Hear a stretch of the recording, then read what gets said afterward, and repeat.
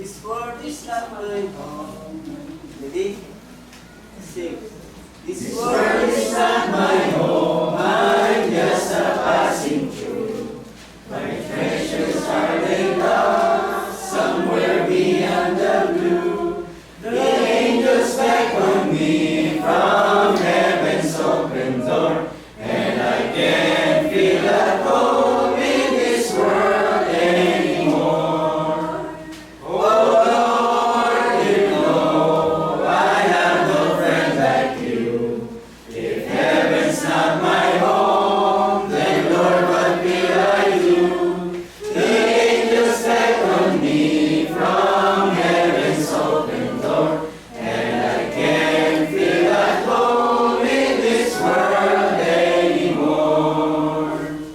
They're all expecting me, and that's one thing I know. My Savior pardoned me, and now I onward go. I know He'll take me through, though I am weak and poor, and I can't feel at home in this world anymore. Oh Lord, you know I have no friend like you. If heaven's not my home, then Lord, what will I do? The angels beckon me from heaven's open door, and I can't feel at home in this world anymore. I have a loving Savior up in glory land.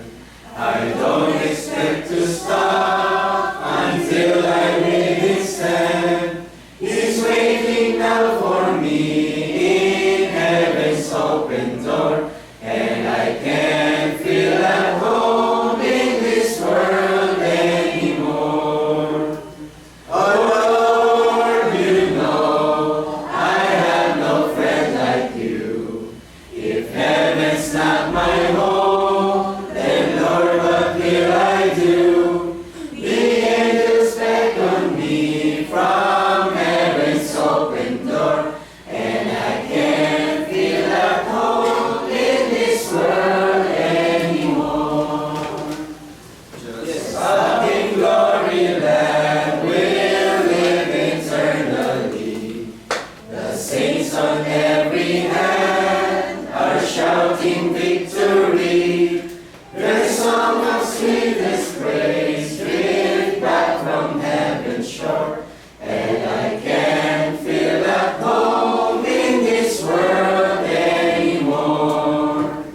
Oh Lord, you know I have no friends like you.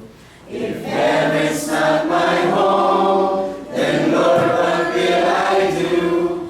The angels beckon me from heaven's open door, and I can't feel at home in this world anymore.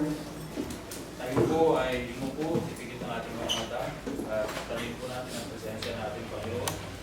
Diyos Ama, ang makapangyarihan sa lahat, muli po ay po sa pagpapasalamat namin sa araw na ito, na kami po ay muli nagtipon upang mag-aral ng inyong salita at magpagitan naman upang kayo po ay purihin at pasalamatan. Dakilang naman, maraming pong salamat sa buhay at lakas na patuloy po namin tagayan sa sandali ito. Kaya dalangin po namin naman na patuloy niyo kami sa gayan sa araw-araw at ang manatili po ang inyong mga salita sa aming mga puso at isipan. Dakilang naman, humihingi po kami ng kapatawaran sa mga kasalanan na gawa po namin sa araw-araw naming pamumuhay. At dinadalangin po namin na ang inyong salita ay manatili at masunod po namin sa mga araw-araw naming gawain. Dakilang naman, sa araw na ito ay lubos po ang aming pagtitiwala na patuloy niyo po kaming gagabayan naman sa buhay na ito. Sana po ay pagkaloob niyo po sa amin ang mga pangailangan namin sa araw-araw naming pamumuhay, sa mga material na bagay, Ama, at spiritual. Dakilang Ama, dadalangin po namin ang aming mga kapatid na hindi po namin nakapiling sa araw na ito, kung ano man po ang kanilang mga kadahilanan naman, kayo na po ang bahala magpagkaloob, Ama. At ibigay po sa kanila ang mga bagay na kailangan po nila. O sila man po ay nasa panig ng karamdaman, gaya po ng aming kapatid na si Sister Daisy, sana po ay hipuin po ang inyong pagpalang kamay, kanyang katawang lupa, upang manumbalik po ang kanyang makasama pangangalawan.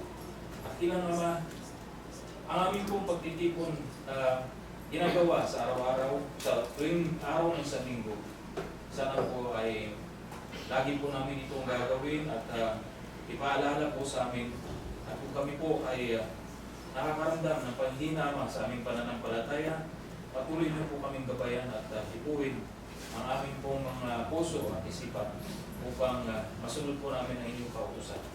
At sa aming pong pag-iwa-hiwalay sa araw na ito, dalangin niyo po namin naman sana po ay kung paano niyo po kami inihatid ng ligtas sa panambahan ito, ay ganoon din po sa aming mga pupuntahan at uwi ang mga tahanan. At ito po ang aming pong samot dalangin sa pamagitan at karapatan ng inyong bugtong na anak ng aming Panginoon, si Kristo Jesus, ayun at pagpakailan pa man. Amen.